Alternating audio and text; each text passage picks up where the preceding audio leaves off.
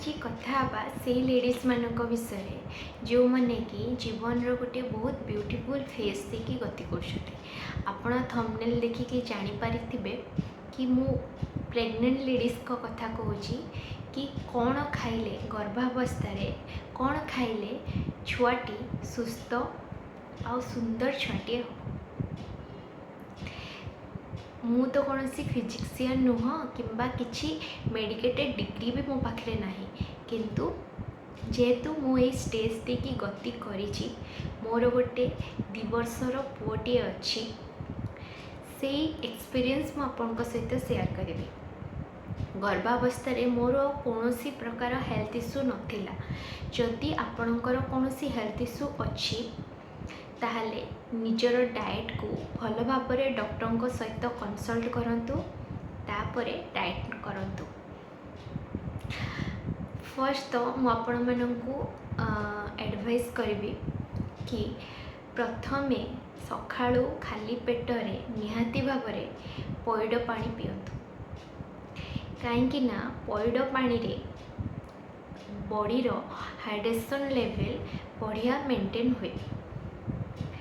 तो मु पाखापाखि मोर प्रेग्नेंट थिबा समय रे मु कहबी प्रायतः सबुदिन मु पइड पानी निहाती पिउथली कहीं ना मोटे पेट गरम इश्यू थिला। तो जदि आपणकर पइड पानी आपन बॉडी को सूट करुची तो निहाती भाव में पइड पानी कंज्यूम करंतु सेटा देह पई बहुत भल छुआ पई भी बहुत भल।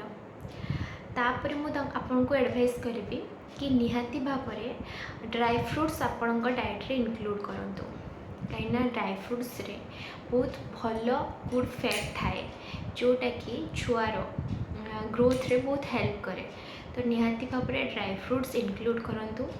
मु जानी ये प्रेगनेंसी टाइम रे बहुत लेडीज का बांती इश्यू थाए मोर भी बहुत सिवियर थिला। तो से तो मोर एत नॉलेज नथिला तो मु बहुत जिनस मिस करी खाइबारे किंतु पछे रिग्रेट करुँची। तो मु चाहूनी आपण मैंने भी मो भाया रिग्रेट करंतु। तो से मुझे सहित शेयर करुँची कि निहाती भाव में ड्राई फ्रूट्स इंक्लूड करंतु। जदि बांती होची तो डॉक्टर को कंसल्ट करंतु बांती पाई से माने निहाती मेडिसिन प्रोवाइड करेंगे आ बांती हेले भी खावा को चेष्टा करंतु।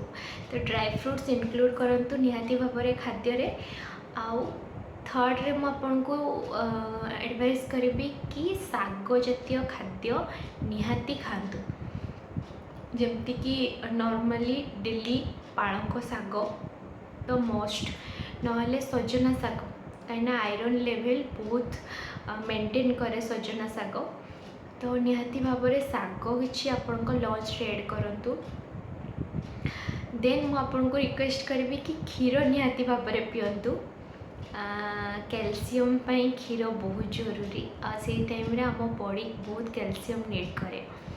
क्षीर खातु घी बहुत मात्रा रे डेली बेसिस रे खातु देह पे बहुत भल घी।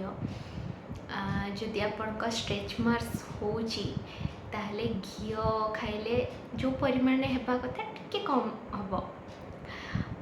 देन आपण जदि नॉन वेज खाउछंती ताहले निहाती भाव में माछ खातु। माछर मुंडरे फस्फरस बहुत परिमाण रे थाए आउ ये समय रे फस्फरस आम बॉडी बहुत नीड करे। तेणु चेष्टा करंतु माछ मुंड खाइबा पे।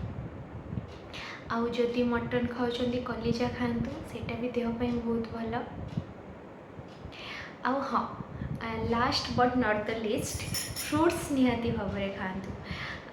जो सीजन रो फ्रूट्स आपन से टाइम रे पाउछंती निहाती भाव में फ्रूट्स इंक्लूड करंतु। आशा करी वीडियोटी आपन को हेल्पफुल हम। किंतु हाँ सबुठ इम्पोर्टेंट जिनस जहाँ खाइले भी जदि आपण खुशी रे नहांती ताहले सेटा बहुत एफेक्ट करे छुआ मानकु। तो चेष्टा करंतु खुशी रे रहिबा पाई कहीं सबु मनीष खाली गर्भवती लेडीज को पाई नुह सबु मनीष खुशी रे रहिबा मेंटली पीस रे रहिबा बहुत नेसेसरी। आ ये समय तो बहुत जरूरी सेटा थाए। तो चेष्टा करंतु खुशी रे रहिबा पई आ जति कहीं फैमिली मेंबर देखुच मो वीडियो तांको घरे कहीं प्रेग्नेंट लेडी अच्छंती तो चेष्टा करंतु सराउंडिंग रे आपण माने जेहेतु अच्छंती से गर्भवती नारी को खुशी रे रखिबा पई। जदि मो वीडियो टिके भी हेल्पफुल होती निहाती भाव में लाइक करंतु आपण फैमिली मेंबर को शेयर करंतु मो चैनल को सब्सक्राइब करंतु। जय जगन्नाथ।